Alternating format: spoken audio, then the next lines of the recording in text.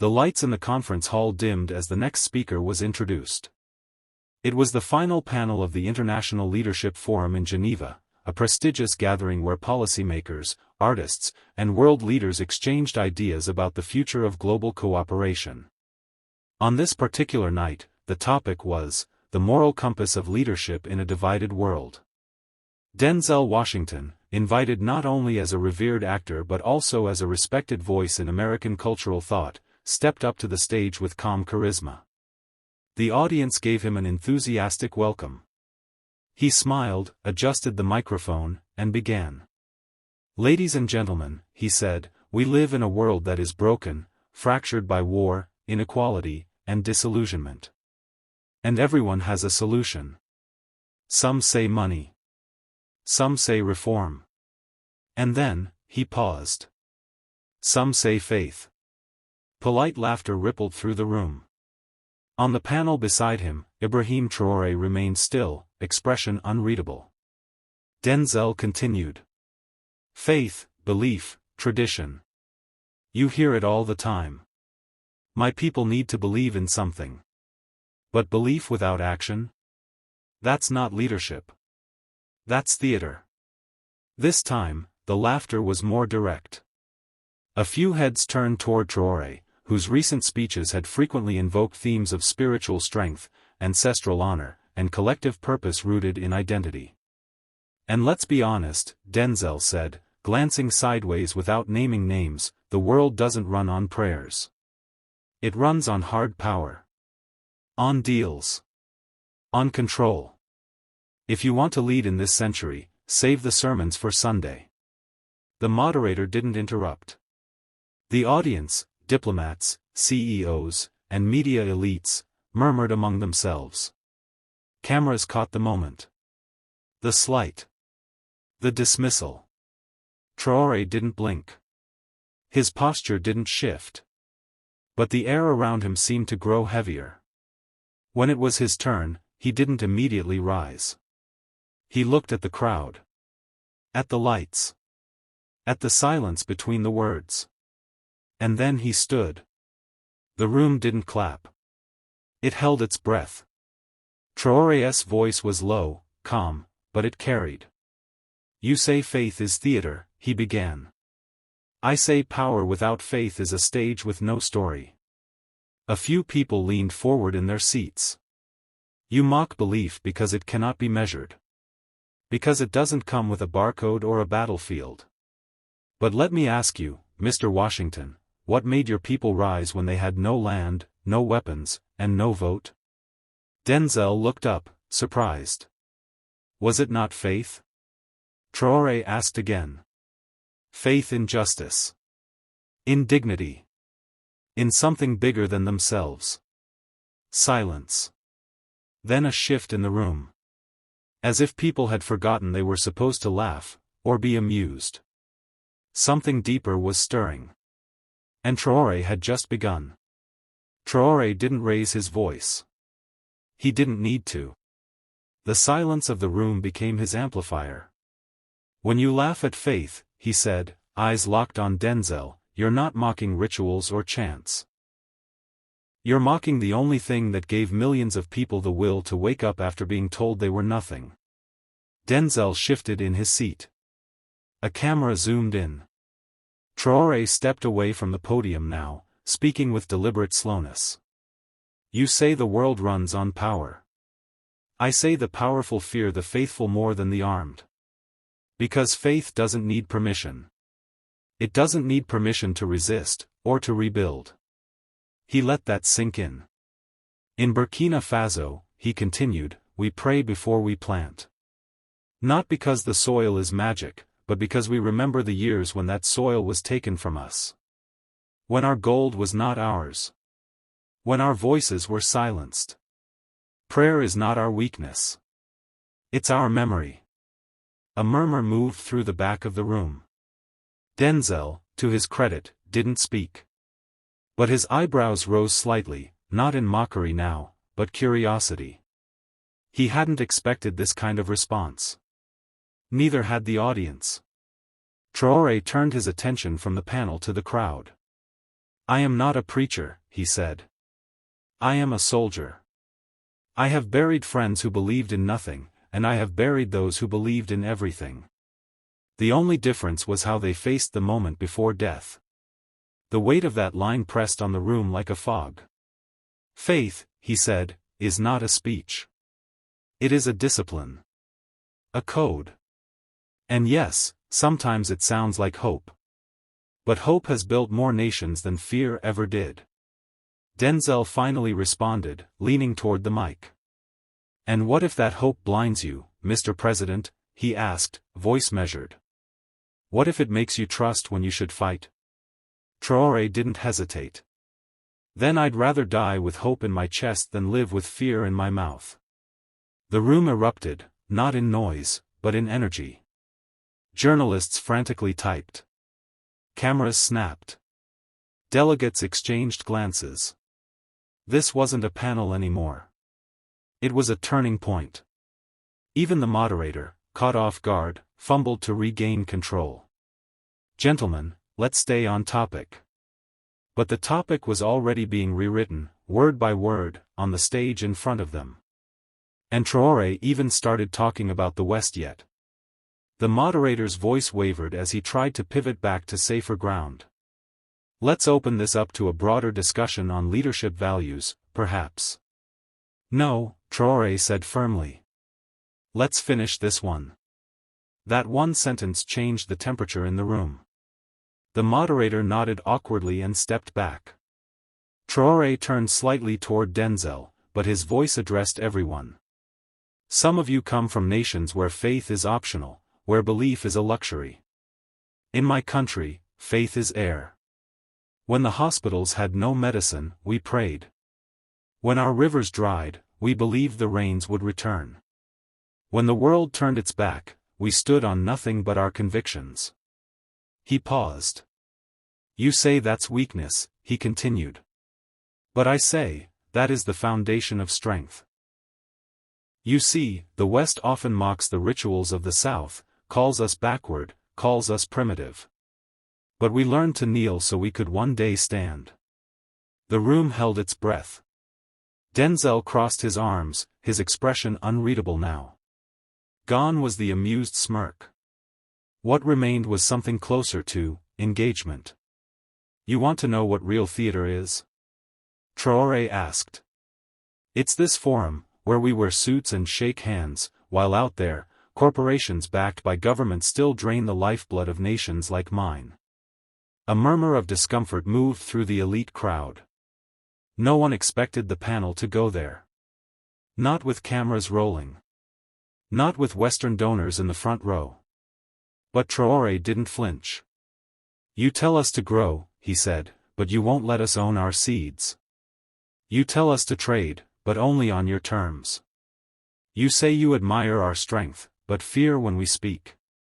He now looked directly at Denzel again. You made a life by telling stories. I respect that. But we live those stories. And some of us are done being someone else's narrative. Denzel leaned toward the mic, finally ready to reply. You think I'm the enemy? He asked quietly. No, Traoré said. I think you forgot who the enemy is. The silence that followed was not awkward, it was sacred. A rare moment of collective introspection in a world built on spin. And then, as if to punctuate the point, a delegate from South Africa stood and clapped. Then another, from Haiti. Then one from Brazil. Traoré didn't smile. He wasn't performing. He was remembering. And reminding them all. The applause that had started hesitantly soon rolled through the hall like distant thunder, unexpected, unscripted. Delegates and observers from across the global South were on their feet. Even those who didn't clap leaned forward with the subtle reverence one shows a moment they know they'll remember. Denzel leaned back in his chair. For a brief second, the cameras caught something flicker in his eyes. Not defeat. Not anger. Respect. But the moment wasn't about him anymore. Traoré stepped toward the audience, not the panel, not the cameras, but the people in the crowd, the young observers, the translators in their booths, the delegates taking notes. "We were told for decades that our voice didn't matter unless it echoed yours," he said. "We were trained to mimic your systems, your diplomacy, your language."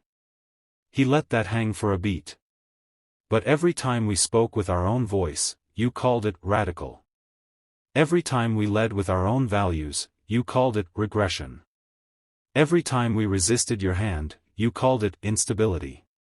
He raised a hand slowly and pointed to the back of the room where the younger delegates from Asia, Latin America, and Africa sat. "We were not invited to the table," he said. "So we built our own." The room fell still again. "Now, some of you fear this confidence," Traoré continued. "You think it's nationalism. Or defiance. It's not. It's restoration. It's what happens when a people remember who they are." The moderator made no move to interrupt. The spell was too powerful. Even the live broadcast producers didn't cut away. Then Traoré looked at Denzel again, not with rivalry, but a kind of challenge. "You said the world doesn't run on prayers. Maybe not your world. But ours? Ours has survived on nothing else. And still, somehow, we rise." Denzel leaned toward his microphone, thoughtful now. "Mr. President," he said. "What do you want from us, then? Apologies? Silence? Step aside?" Traoré shook his head. "No," he said. "I want honesty. I want you to stop calling it help when it's control. I want you to stop sending lectures wrapped in checks. And most of all, I want you to listen." That last word hit like a gavel. The audience was silent. Not in offense. Not in disagreement. But in the rare stillness that comes when truth is spoken without venom. Outside the hall, social media had exploded. Clips of the exchange were already being translated into multiple languages. Traoré versus Denzel was trending, but so was a deeper question. Who gets to define leadership in a broken world? Inside, Traoré returned to his seat. But the room hadn't sat down yet. As the audience slowly settled, Denzel remained silent for a moment. Not because he didn't have something to say, but because he understood the weight of what had just been said. He wasn't used to being challenged like this, not by politicians, not by diplomats, and certainly not by a man half his age from a nation that Hollywood barely mentioned unless it involved suffering. Finally, he leaned forward. "I didn't come here to argue," he said. "I came to discuss global leadership. But I can admit this, I misread the room. I misread you." Traoré didn't speak. He simply nodded once. It wasn't forgiveness. It was acknowledgement. Denzel went on. "Growing up, we were told stories about Africa. Stories written by outsiders. Disease, war, hunger. No one ever told us about sovereignty. About dignity. About resistance." He looked down for a second. "So when I joked about prayer and power," he said, "maybe I wasn't mocking faith. Maybe I was mocking a version of the world I thought I understood, and didn't." The audience shifted again, now not in discomfort, but in appreciation of vulnerability. "I don't agree with everything you said," Denzel added. "But I respect it. And more than that, I hear it." Traoré finally leaned into his own microphone. "You're not the first to get Africa wrong," he said. "You're just the first to admit it on stage." A few chuckles. Not sarcastic. Not cruel.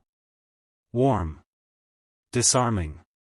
"And don't get me wrong," Traoré added, "we don't need validation from the West. We don't need a seat at your table anymore. Because we've realized something powerful." He paused and scanned the crowd. "We don't need a voice. We are the voice." Applause this time wasn't hesitant. It was strong. From diplomats, from students, from staffers, even from a few stunned Western attendees who hadn't expected to be moved today. The moderator, now fully aware this event had spiraled into something historic, leaned into the mic. "Ladies and gentlemen," he said, "I think we've just witnessed not a debate, but a dialogue, the kind that shifts narratives, not just headlines." Denzel turned to Traoré and extended his hand. Traoré looked at it, then shook it. Brief, firm, symbolic. And somewhere in the back of the room, a young African intern whispered to herself, This is what leadership looks like." The moment Traoré and Denzel shook hands, cameras zoomed in like vultures on a battlefield truce. Screens across the world lit up, not with bloodshed, but with a new kind of confrontation: truth versus narrative, reverence versus relevance. Major news outlets scrambled to interpret the exchange. CNN ran the headline, "Hollywood Icon versus African President, Tension at Global Values Summit." Al Jazeera framed it differently: "Traoré confronts the West, leadership on African terms." Fox News went with, "Actor lectured by African leader, woke diplomacy or real talk." But in Ouagadougou, Bamako, Harare, and in group chats from Nairobi to the Bronx, the story felt different. It wasn't a feud. It was a mirror. A young generation saw a reflection of itself in Traoré, assertive, intelligent, unshaken by the glamour of legacy. Social media exploded. Clips of Traoré's line, "We don't need a voice. We are the voice," were subtitled in French, Portuguese, Swahili, Spanish, and even Mandarin. It was no longer just about one man, it had become a generational slogan. Some called it a turning point in global dialogue. Others, especially in Western think tanks, called it dangerous populism. In Washington, a State Department advisor reportedly said behind closed doors, "We've created a monster. We wanted African leaders to be strong, not independent." Meanwhile, in Hollywood, actors and filmmakers began issuing statements. Some applauded Denzel's humility. Others, especially younger black artists, sided firmly with Traoré. Back at the summit, the moderator announced a short recess. As people stretched, network producers rushed to their anchors for post-debate analysis. Traoré stepped off stage and was immediately surrounded by young journalists. One of them, a 23-year-old reporter from Ghana, asked, "Mr. President, do you think the world is ready to hear what you said today?" Traoré looked directly into the lens. "The world doesn't have to be ready," he said. "We've waited long enough. Now it's our turn to speak." Denzel stood nearby, listening. He didn't interrupt. In that moment, even he seemed to understand, the conversation had moved beyond him. This was no longer about a clash between two men. This was about an old world fading. And a new one daring to speak. The summit's second half resumed with panelists discussing climate policy, trade, and migration. But no one was really listening. The real summit had already happened, in one exchange, 5 minutes long, between a Hollywood icon and a West African revolutionary. And that fire was spreading. In a high-rise office in Brussels, a senior EU diplomat stared at his screen, replaying Traoré's words. "We don't need a voice. We are the voice." He tapped his pen nervously. "This kind of rhetoric," he muttered, "can reshape blocks. This isn't just anti-colonialism. It's post-Westernism." In Washington, a white paper was circulating in defense circles. The Traoré Doctrine, Emerging Threat or Emerging Model? Intelligence analysts weren't laughing. One memo warned. If Traoré's influence grows, traditional aid structures and military partnerships may rapidly erode across the Sahel and West Africa. Meanwhile, inside the summit, Traoré was approached by a quiet figure, a delegate from the South Pacific. "Mr. President," she said softly. "You said what we've been thinking for years. Thank you." Then came a delegate from Colombia. And then from Palestine. And then from Haiti. In less than 24 hours, Traoré had become something he never asked to be, a voice for the voiceless across hemispheres. That evening, in his hotel suite, Traoré sat with two of his closest advisors. The mood was quiet, focused. "They will come after you harder now," said one advisor. "Not directly. Not guns. But influence. Spin. Discrediting." Traoré nodded. He expected it. Power never surrenders without smearing what it can't silence. "What's the strategy?" the second advisor asked. Traoré turned to the window, looking out over the city skyline. "Truth is not a strategy," he said. "It's a seed. You water it once, the people do the rest." Elsewhere, in a luxury suite on a different floor, Denzel sat alone watching a news segment. Traoré, the president who spoke without permission. He shook his head slowly, a half-smile forming. The interviewer had asked him earlier, off camera, "Do you regret mocking his faith?" He had responded honestly. "I don't regret the challenge. But I regret not realizing sooner that I wasn't challenging a man. I was challenging a movement." 3 days after the summit, something unusual happened in Lagos. Thousands of university students gathered in Freedom Square holding signs that read, "We don't need permission to speak." Traoré wasn't just talking to Denzel, he was talking to us. No one had called the protest. It had grown organically, spread by clips, tweets, and whispers in dorm rooms. It wasn't a protest against anyone, it was a declaration of identity. In Nairobi, a poetry group met in a cramped bookstore and read Traoré's speech line by line. In Soweto, a mural was painted with Traoré's face next to Mandela's. And in Atlanta, a black pastor rewrote his Sunday sermon after watching the panel. "You see," he told his congregation. "This young man from Burkina Faso, he didn't just challenge a celebrity. He reminded us that silence is also a form of betrayal." Back in Ouagadougou, Traoré had just landed. The crowd at the airport was larger than anyone expected. Thousands of ordinary citizens had come not to greet a returning leader, but to honor a man who had defended their dignity on the world stage. The military tried to hold the line, but Traoré stepped out of his convoy and walked among the people. They didn't cheer wildly. They simply nodded. Touched his shoulder. Placed hands over hearts. It was quiet. Powerful. Sacred. But in the capital's foreign embassy district, a very different conversation was unfolding. Inside the French diplomatic residence, two officials spoke in sharp French. "His popularity is becoming a security concern," said one. "He's no longer just a local disruptor. He's building a Pan-African mythology." "And the Americans? They're watching closely. They admire his rhetoric, but they fear what he'll inspire. What's our next step?"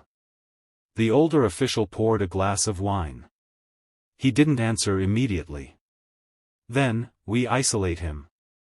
Discredit him. Find a crack in his armor. Everyone has one." Back at the presidential palace, Traoré sat at his desk, reading a printed-out email from a Ghanaian teenager. It ended with the words, "Before I heard you speak, I thought faith was weakness. Now I think it's the only way forward." He folded the letter, set it down, and whispered, "When one man speaks, a million wake up." But somewhere in the shadows, someone else had just decided. And one man must fall. 2 weeks after the summit, a strange article appeared in a well-known European political magazine. Traoré, the demagogue dressed as a Democrat. It was filled with unnamed sources, references to growing authoritarianism, suppression of opposition, and a supposed militarization of faith. None of it cited official documents. But it didn't have to. The message was clear: Traoré was dangerous, not because he was wrong, but because he was effective. The article spread fast, not through the people, but through diplomats, NGOs, think tanks, Western media. In Washington, a high-level aide to the Secretary of State circled 3 sentences in red ink. Traoré's influence threatens to undermine U.S. regional partnerships. He positions belief as policy, that makes him unpredictable. He is more admired than controlled. Meanwhile, Trouore himself had seen the article. He didn't react publicly, but behind closed doors, he told his staff. They've moved to phase 2, narrative warfare. Don't fight their words, show results. So he doubled down. Within days, the government launched 3 new regional development programs. Agricultural scholarships for rural girls. Solar water systems in arid provinces. A cultural exchange with Cuba and Indonesia. But while Trouore was busy building, others were busy digging. In Paris, a clandestine strategy group held its 4th meeting. On the wall was a large board titled Operation Reframe. Below were subheadings. Paint him as isolated. Use former allies. Exploit religious language against him. Find the fracture point. One French analyst pointed at a photo. This is Denzel. He still holds global sway. What if he spoke again? Not to attack, but to reframe? Plant doubt. Shift tone. Redirect sympathy. Silence. Then a nod. Make it happen. Elsewhere in the U.S., Denzel himself received a call. It was from someone he respected, a former senator turned think tank advisor. You know what happened at the summit made waves, right? You should shape the legacy of that moment, before someone else does. Denzel hesitated. You're saying I should go public again? Not to attack him. Just, remind people of nuance. Of what's at stake. You don't want to look like you're endorsing radicalism. That night, Denzel sat in front of a blank page. He wasn't sure what he believed anymore. But he knew one thing, the game wasn't over. And somewhere in Ouagadougou, Ibrahim Traoré looked up at the stars and said quietly to his most trusted aide. They're trying to change the story. So now, we write the ending ourselves. The lights in the Manhattan studio were hot. The set was sleek, global, sharp-edged. A primetime international talk show had gathered 2 unlikely names for a televised, post-summit reflection, Denzel Washington and President Ibrahim Traoré. It wasn't framed as a debate, but everyone knew it would become one. The moderator smiled at the camera. 2 men. 2 continents. 2 voices that shook the world stage last month. Tonight, they speak, not as enemies, but as men trying to understand each other. Denzel nodded politely. Traoré sat still, his posture upright but calm.